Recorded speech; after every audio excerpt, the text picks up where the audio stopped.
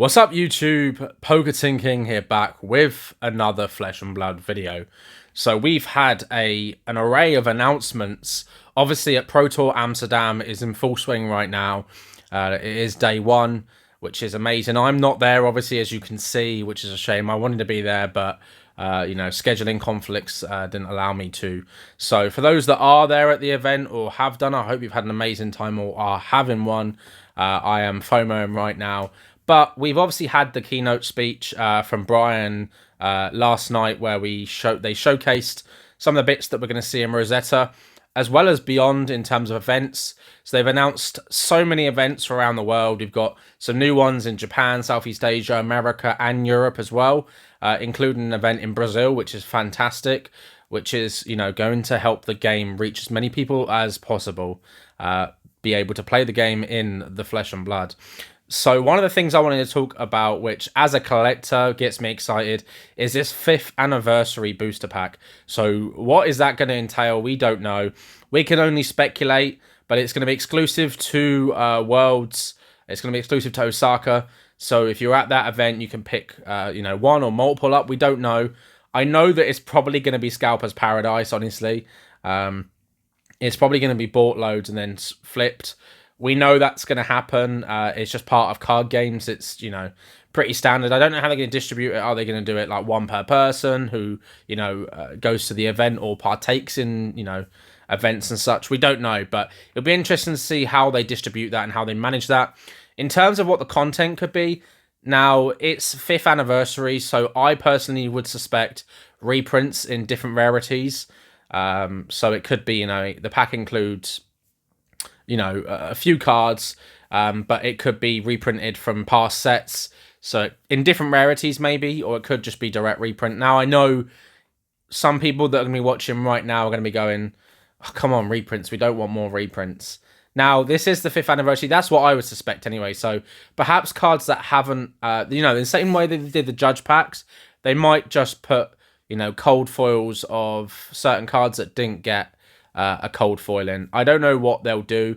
It might be similar to what they've done with the judge packs, but they might do like lower rarity cards, so like some commons and rares, maybe majestics, maybe even legendaries. We don't know. It'd be interesting to see what they do. I'm excited to see nearer the time. I'm sure we'll get leaks. I'm sure we'll have something come out. And then moving on to the Rosetta. So I'll include some photos here, as I always do, of the Marvels and some of the cards where we've got dual cards as well, which are like instants as well as like other things that they can do, which is great. So we're going to see Wizard, Lightning, Runeblade and stuff. So Rosetta so far seems to be have everything it needs to be a fantastic release, because it's got a follow on from Part of the Mistveil, right? I think that Mistveil followed on from Heavy Hitters very well. And I think Rosetta seems to look like it is going to be doing very well in terms of following on from Mistveil. Now, I know every set isn't going to be an absolute banger. That's impossible. We're going to have some sets that we go, nah. But at the moment, I think this year we're going to have 3 amazing sets. I think it's going to be one of the first years in many years that we've had, all 3 sets are going to be bangers. Of course, they've announced that some of the cards in judge packs and the way the judge packs are distributed now are a bit different. From my understanding, because the wording seems to be a bit odd, is that for the lower events, so like Road to Nationals and ProQuest, that you get Rainbow Rare versions of the cards, and then higher events you get the cold foils. You've of course got the equipment. You've got the weapon from, is it the weapon or one of the equipments from the Azalea deck, and then one from the Bolton deck as well in cold foil, and as well as the what else did they show? Reclamations, some of those. So it'll be interesting to see what happens with judge packs going forward. I know they said they were going to adjust them and change them. I think they're going to put less really spicy cards in. I definitely don't think that they should put cold foil heroes in there. For instance, I believe the Vin set, the adult Vin set can only come in the cold foil in the judge packs, and that's like a £300 card, and it's kind of stuck behind the fact that not many people are opening or pulling those from judge packs. So it means that if you do want that higher rarity, so it's a double-edged sword, right? It's like, you want it to be special, but you want it to be accessible. So it's half a dozen of each, honestly. But that's another thing that we've been announced. So we've had, some really positive announcements in the space of just an evening. I will post a picture of day one of the Pro Tour up here. I believe the Misfell heroes are smashing it. Zen, New, Enigma. I think New Prism's doing well. Kaio's up there as well. I didn't see any Katsu, which makes sense because of Zen. I think there was one Phi. So Zen's pretty much representing ninjas and absolutely smashing it. So that's really exciting. And I want to move on to a couple of other things that they've been talking about here. So they've announced a new style of set. Again, picture will be up here for Guardians. So they said that it's going to be cards that can be used by Guardians, but not strictly just Guardian cards. So I assume a lot of generics. And it'll be mostly new cards. So that will include some reprints, kind of like how we've had in the past with some of the decks where they've reprinted cards like Cranial Crush from WTR, but instead of a Super, it's a Majestic. I suspect that they might do kind of things like that. I don't know what Guardian cards are like stupidly expensive. I think Guardian definitely needs some support. We obviously had stuff in heavy hitters, but it hasn't seemed to have done very much. So this is kind of interesting. I think this is a product slated for next year. They've already announced the timeline of stuff that's going to be happening. But that is very interesting because that's another new product. They're obviously, the SKUs that we've got at the moment in terms of, we've got the main sets, we've got Blitz decks, we've got the Strike decks, which I think are replacing Blitz decks. Then we've got Armory decks, and now we've got this new type of set. I think 140 cards or something. So I'm intrigued. I think we won't know, I don't think I want to make too much of a judgment based on what little information that we have, other than the fact that we know what we know that it exists, so it's going to happen, and that it's going to be for Guardian. So I don't know if like once a year they'll do a set like this, which is going to be able to help support a hero within a set that needs a lot of support in terms of, they don't want to do a main set like Bright Lights where it was just all mech. They would rather do a set that is kind of alongside main sets. So that would mean 4 sets a year, technically. So there's going to be a product at some point all the time. They've announced more Armory decks as well, so it'll be interesting to see what they do with that. I'm excited. There's more events. I know that there's going to be a Europe Pro Tour in March, April. So I think it's a Pro Tour or Pro Quest they announced. I want to say it's a Pro Tour, but I could be wrong. But I'm excited to see what events they have in Europe that I can go to next year. This year I'm pretty full with Singapore and Malaysia later this year, as well as card shows in the UK. That's why I'm not at Amsterdam and I won't be at Worlds this year. We're on a good assumption that it's going to be Worlds in America next year. So a lot of people are talking about New York or Chicago or maybe Atlanta or Dallas. Ideally, it's not New York because that's going to be the most expensive.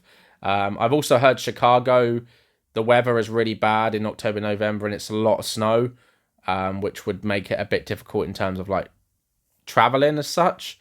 So I personally would side with Atlanta, maybe, or Dallas, but I don't know. I'm not in the head of James White and LSS, and obviously that's something that they're organising probably as we speak. But there's a whole plethora of events around the world that have been announced. They've even announced another city in Japan. So they're obviously doing Osaka, Tokyo, and Tokyo events, but they're also doing Hiroshima or Hiroshima, which is great. I've been there before many times. It's a really nice place. I suspect that they'll do a Kyoto one as well. They're like kind of like for the main places in Japan, and they've announced a lot more in Southeast Asia and Europe. I think they've announced Florence, which is great. They've announced Lisbon as well, and various other sets. I might include some of them up here so you can kind of see.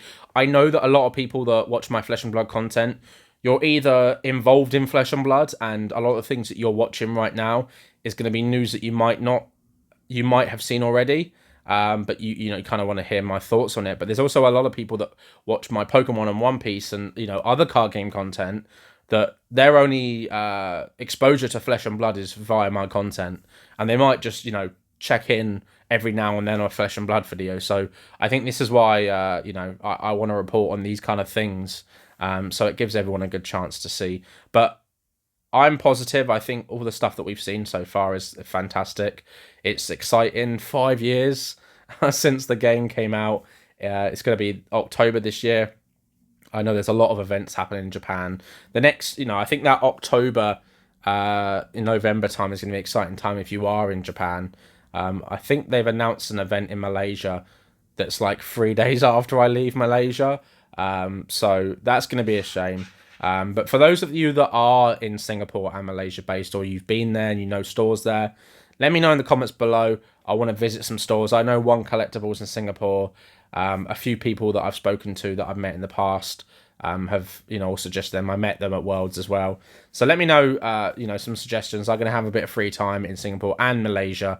I'm going to be doing Penang and Kuala Lumpur as well as a few other places. But yeah, so positive stuff so far that we've seen. I can't wait to see what else happens for the rest of the weekend at Amsterdam. I don't think we'll get any more announcements. I think that was the announcements. But I'll leave a link in the description below for the actual stream, so you can actually watch it and see all of it yourself. Another thing as well is I'm now on X or /Twitter. So another social media that I'm going to attempt to be active on. I'm predominantly based on Instagram because that's kind of where the communities that I come from are on. Pokemon, One Piece, and stuff like that. So I know Flesh and Blood's presence is very small on Instagram. I can tell that by the engagement that I get on my Flesh and Blood post there. So I'm going to try and attempt to do more on X/Twitter, and I'm on Threads. I'm posting more TikToks now, as well as Reels and Shorts. So I'm putting a lot of time into all the content. Obviously, if you don't know, this is my full-time gig, running this online store as well as making content. I stepped down from my position in November, so I've been doing this for a little while now. I'm kind of learning as I go on. I have got somebody working with me as an editor for some of my short-form content, as well as some of my card shows. London Card Show is next weekend, which I'll be at, so I'll be filming some content there, as well as hopefully making some deals. But yeah, so thanks always for watching, comment, liking, and subscribing. We hit 200,000 views, which I think is just ridiculous. 200,000 views is ridiculous. We're almost at 6,000 subscribers. Yeah, it's I'm sort of lost for words at the support I have. So many of my Flesh and Blood videos now do over 1,000 views, which is mad when you think how niche and small this game is. Even 100 people watching is, like 1/5 of the UK community. But I appreciate the support as always. Hit the links in the description below. And as always, have a great day.